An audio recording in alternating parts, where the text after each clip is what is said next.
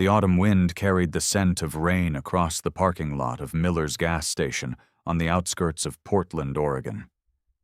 7-year-old Marcus Webb pressed his nose against the window of his mother's aging Subaru, watching the world with the intense curiosity that drove his kindergarten teacher to describe him as exceptionally observant in parent-teacher conferences. "Mom, can I get a snack?" Marcus asked, his voice small but persistent. Jennifer Webb glanced at her son through the rearview mirror, her tired eyes softening. At 32, she looked older. The kind of exhaustion that came from working double shifts at Providence Hospital as a nurse's aide while raising a son alone after her husband's death in a construction accident 3 years prior. "We need to save money, sweetie," Jennifer said gently, though the words tasted like failure in her mouth. "We've got crackers at home." Marcus nodded without complaint. He was used to hearing no when it came to extras, used to wearing shoes until they pinched his toes, used to the constant tension in his mother's shoulders that never quite went away. Jennifer pulled into the gas station, her fuel light glowing accusingly. She had exactly $23 in her checking account and another $40 in her wallet, funds that needed to stretch until Friday's paycheck. The medical bill collector's letter in her purse felt like it weighed 10 pounds. As Jennifer began pumping gas, Marcus watched a group of motorcycles pull into the far end of the parking lot. 5 bikes, their chrome gleaming even under the overcast sky. The riders wore leather vests. Cuts, Marcus had learned they were called. Hell's Angels patches were clearly visible. "Stay in the car," Jennifer called through the window, noticing her son's interest. She knew the club's reputation. Everyone in Portland did. But Marcus wasn't looking at the bikers. His attention had fixed on something else. A man in a dark hoodie moving along the line of parked motorcycles. The man kept glancing around nervously, his movements quick and furtive. Marcus watched as the man crouched beside the first bike, pulling something from his pocket. The boy's forehead wrinkled. Something felt wrong. Very wrong. The man moved to the second bike, repeating the same movements. Now Marcus could see a tool in his hand, something that caught the light. The man was doing something underneath the motorcycles, near the wheels. Marcus remembered a conversation from last month. His mom's friend, Dave, a mechanic, had visited their apartment. Dave had talked about a customer whose brake line had been cut, how the car had crashed, how the driver had almost died. Brake lines. The man was cutting brake lines. Marcus's heart hammered. His mother always said to speak up when he saw something wrong. But these were Hell's Angels, scary men with tattoos and leather, men people crossed the street to avoid. The man finished with the third bike and moved to the fourth. Marcus made a decision. He unbuckled his seatbelt and pushed open the car door. "Marcus!" Jennifer's head snapped around. "I said stay in the—" But her son was already running across the parking lot, his small legs pumping, heading straight toward the group of bikers who had dismounted and were standing in a circle, laughing about something. "Don't start your bikes!" Marcus's voice rang out, high and urgent. "Please don't start your bikes!" The laughter stopped. 5 pairs of eyes turned toward the small boy running at them, his second-hand jacket flapping open, his shoelaces untied. Jennifer dropped the gas pump, her heart seizing. She started running. "Marcus, get back here!" The nearest biker, a massive man with a gray beard braided into 2 thick ropes and arms covered in faded ink, took a step toward Marcus. His expression was stern, intimidating. "Kid, what are you— There's a bad man." Marcus pointed frantically toward the hoodie-wearing figure who had frozen at the commotion. "He's cutting something on your bikes! I saw him! He had a tool and he was under them, and my mom's friend said brake lines get cut and people crash and die and—" The words tumbled out in a rush, his 7-year-old vocabulary struggling to articulate the urgency he felt. The bearded biker's expression changed instantly. He turned, following Marcus's pointing finger. The man in the hoodie was now backing away, his face pale. "Jake! Chase! Check the bikes!" the bearded man commanded. "Tommy, get that guy!" 2 bikers rushed toward the motorcycles while a third, lean and fast despite his age, sprinted after the hoodie-wearing man. The suspect didn't even try to fight. He just ran, disappearing around the corner of the gas station building toward a car idling in the back lot. Jennifer reached Marcus and grabbed him, pulling him against her legs. "I'm so sorry. I told him to stay in the car. I don't know what—" "Mom, he was cutting their bikes," Marcus said, his voice shaking now that the adrenaline was fading. "I saw him." The biker named Jake straightened from examining the first motorcycle, his weathered face dark with fury. "Brake lines, clean cuts on 3 of them." He moved to the second bike. "This one too." "Jesus Christ!" The bearded man's voice was low and dangerous. He looked down at Marcus, and Jennifer instinctively pulled her son closer. But the biker's expression gentled. He crouched down, making himself less imposing. "What's your name, son?" "Marcus," the boy whispered. "Marcus, I'm Bear." He extended a massive hand. "You just saved lives today. You understand that? If we'd started those bikes—" He didn't finish the sentence, but Jennifer's imagination filled in the blanks. High-speed crashes, motorcycles flipping, bodies sliding across asphalt. "I just saw him doing bad stuff," Marcus said quietly. "Mom says to tell the truth about bad things." If you believe in the power of observation, in trusting your instincts, and in the courage it takes to speak up when something feels wrong, then pause for a moment. Like, comment, share, and subscribe to Bike Diaries. Tell us in the comments where you're watching from today, because this story will remind you that heroes come in all sizes, and sometimes the smallest voices carry the most important messages. Bear's weathered face broke into a genuine smile.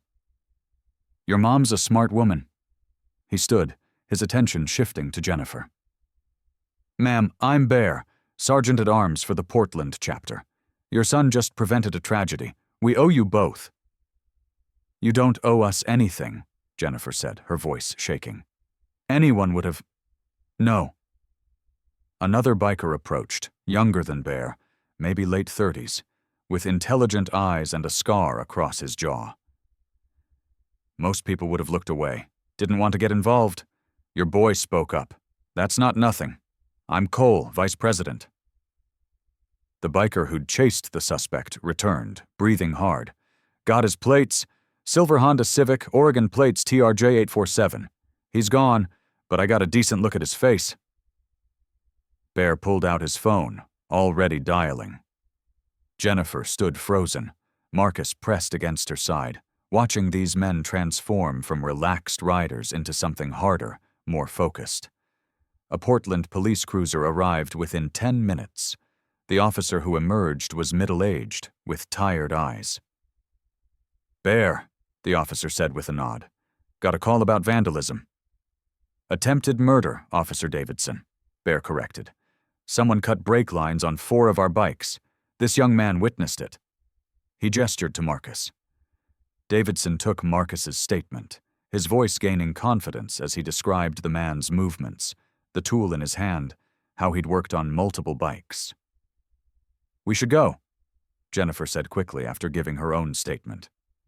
"You have what you need, ma'am." Bear's voice stopped her. "Your son's a witness to a serious crime. People who cut brake lines don't like witnesses. You understand what I'm saying?" Cold fear washed through Jennifer. "Are you saying we're in danger?" "I'm saying it's a possibility." Cole spoke up. "The guy who did this saw this area. He might not have registered you in the moment, but if he's thorough—" Jennifer felt her world tilting. She couldn't afford danger, couldn't afford complications. She was barely affording life as it was. Bear's eyes, sharp despite his rough exterior, seemed to understand what she wasn't saying. "There's a diner 2 blocks over. Maggie's place. Best burgers in Portland.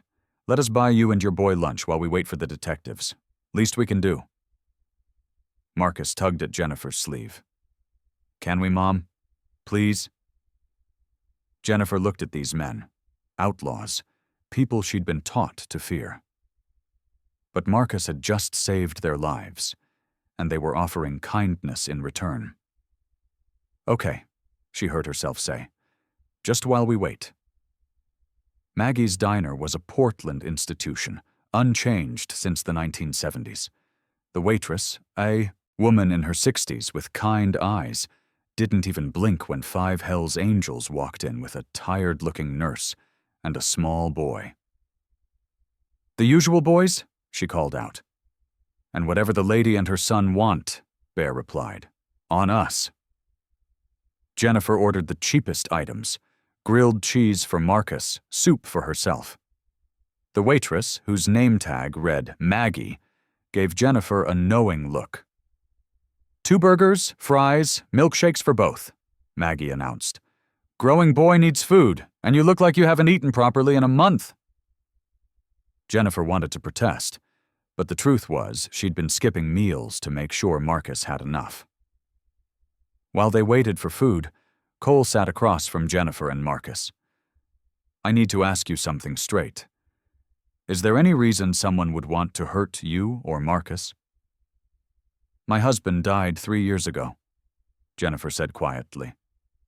"Construction accident. There's no one. We're nobody." "You witnessed a serious crime," Cole said gently. "That makes you somebody. The guy who cut our lines, if he figures out there was a witness, you could become a target." Jennifer felt ice in her stomach. "What am I supposed to do? I work at Providence Hospital. I can't just disappear. Marcus has school." Cole and Bear exchanged glances. Bear leaned forward. "The club has resources, safe houses, people who can keep watch. Until we figure out who's behind this, we can make sure you're protected." "I can't accept that." Jennifer's voice cracked. "I can barely afford our apartment. I'm 3 months behind on medical bills from my husband's death. I can't take charity." "It's not charity," Bear interrupted firmly. "You saved our lives. In our world, that creates a debt, a big one. We take care of our own, and right now you're our own." Jennifer wanted to argue, but exhaustion washed over her. She was so tired of fighting alone. "Just for a few days," she whispered. "Until you know it's safe." Cole slid a business card across the table. "My number. Call any time if anything feels wrong." The safe house was in northeast Portland, a small 2-bedroom bungalow with a fenced yard. Inside, it was furnished simply but comfortably. "Club owns it," Bear explained. "Use it for members who need a place to lay low. It's yours as long as you need it." Marcus explored with enthusiasm, discovering the backyard with its overgrown grass and a rusty swing set. "Can we stay here forever?" he asked Jennifer. "Just for a little while, baby," she replied, though part of her wanted to say yes. That night, a biker named Dutch took first watch. Jennifer lay in the unfamiliar bed, Marcus asleep beside her, trying to process the surreal turn her life had taken. Her phone buzzed. Unknown number. "We know who you are." Jennifer's blood turned to ice. With shaking hands, she screenshot the message and sent it to Cole. His response was immediate. "Don't move. Lock the bedroom door. I'm on my way." Within minutes, she heard multiple motorcycles arrive. A soft knock came at the bedroom door. "Jennifer, it's Cole." She unlocked the door. Cole entered, his expression grim. "We're sweeping the area. Someone tried to approach the house. One of our guys intercepted him. Young kid, probably hired for surveillance. We convinced him to share who sent him." "Who?" Jennifer whispered. "Tyler Vance. Enforcer for the West Side crew. Rival club." Turns out the guy who cut our lines was one of theirs, trying to start a war. They know there was a witness. They want to eliminate that problem. Jennifer felt her world crumbling. What do I do? You let us handle it, Cole said firmly. But we need to go public, make you visible. Right now you're a secret. Secrets are easy to disappear. Public witnesses are harder to touch. The interview with Portland's Katu News happened 2 days later. Jennifer sat with Marcus, facing reporter Rachel Kim, and told their story. Are you afraid? Rachel asked. Jennifer looked at Marcus, then directly into the camera. I'm terrified, but I taught my son to speak up when he sees something wrong. I can't teach him that and then hide when it's my turn to be brave. The segment aired that evening. Her phone buzzed immediately. Big mistake going public. You'll regret this. Cole documented the message. Keep them coming. Every threat is evidence. Tyler Vance was arrested 3 days later. The threatening messages, combined with testimony from the surveillance kid, were enough for charges. The brake line cutting had been a botched attempt to start a territorial war. He's looking at serious time, Officer Davidson told Jennifer. Your testimony sealed it. You did good. Jennifer should have felt relief. Instead, she felt lost. The threat was over, which meant leaving the safe house, returning to their barely affordable apartment. What happens now? She asked Bear one afternoon, watching Marcus play on the swing set that club members had repaired. That's up to you, Bear said. Threat's gone. You're free to go back. I don't want to go back, Jennifer admitted. That apartment, that life, I was drowning, and Marcus has been so happy here. Bear was quiet for a moment. You could stay. I can't afford. Club already voted, Bear interrupted. House is yours. No rent. You handle maintenance, coordinate some of our community events, toy drives, fundraisers. Make it official. Jennifer's eyes filled with tears. Why would you do this? Because your son saved our lives, Bear said simply. Because you're good people who got dealt a rough hand. Because we take care of our own, and you're our own now. If this story has touched your heart, please take a moment to like, share, and subscribe to Bike Diaries.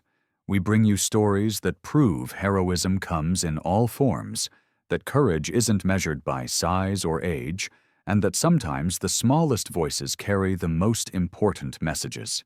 Tell us in the comments, have you ever noticed something important that others missed? Your story might inspire someone else. 6 months later, Jennifer stood in the backyard of what she now thought of as home.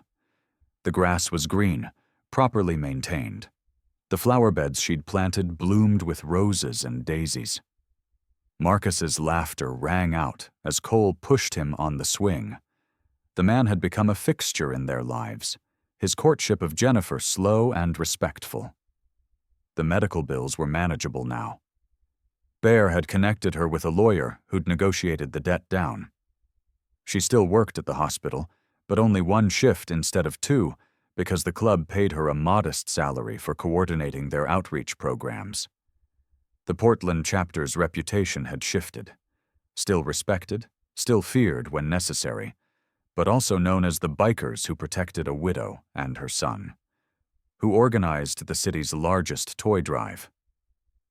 Mom, Marcus called. Watch this. He pumped his legs on the swing, going higher. Jennifer watched her son. Confident now, happy, no longer wearing shoes that pinched. He's got good instincts, Cole said quietly, standing beside her. Gets it from his mom. Jennifer leaned into him, feeling safe. We got lucky. Lucky nothing, Cole replied. Marcus was brave, you were brave, and you found family in an unexpected place. Family. Yes, that's what this was. Bear showing up every Sunday with groceries, Maggie bringing meals, Dutch teaching Marcus chess, Cole becoming the father figure her son had lost. That night, tucking Marcus into bed, Jennifer asked, "Are you happy here, sweetheart?" "Super happy," Marcus said. "I have you and Cole and Bear and all my friends. And I saved people, Mom. That's pretty cool." "That's very cool," Jennifer agreed, kissing his forehead. "Mom, are we going to stay here forever?" Jennifer thought about the question. Forever was a long time, full of uncertainties. But for now, they had a home. They had family. They had safety and stability, and something that looked remarkably like happiness. "Yeah, baby," she said softly. "I think we might." Outside, she could hear motorcycles in the distance, that sound that used to frighten her and now meant family, meant home. A year ago, Jennifer Webb had been drowning. Now she was whole, all because a 7-year-old boy had the courage to warn strangers about danger, and because strangers had the honor to protect him in return. Thank you for watching. If this story reminded you to trust your instincts, to speak up when something feels wrong, and to never underestimate the power of paying attention, please share it. Subscribe to Bike Diaries for more stories that prove heroes are everywhere. Courage comes in all forms, and sometimes the smallest person in the room has the biggest impact. Tell us in the comments, what would you have done in Marcus's place?